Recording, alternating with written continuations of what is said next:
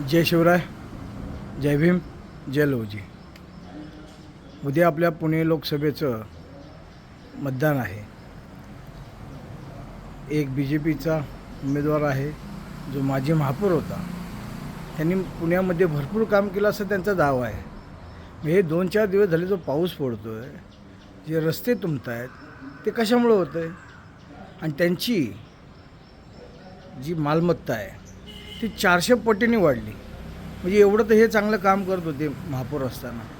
आणि जो आमचा इंडिया आघाडीचा महाविकास आघाडीचे जो अधिकृत उमेदवार होते रवींद्र धंगेकर, ह्यांची 1.5 कोटींनी मालमत्ता कमी झाली. म्हणजे नक्की जनमानसासाठी काम कोण करतं आहे हे आपण मतदार राजाने तर लक्षात ठेवा. माझ्या गोरगरीब जनतेला, मायबाप जनतेला, मतदार राजाला मी विनंती करतो की उद्या आपण काही न बघता काँग्रेस पक्षाचे जे रवींद्र धंगेकर आहे त्यांना मतदान करायचं, एवढं लक्षात ठेवा. जय भीम, जय लहुजी, जय महाराष्ट्र.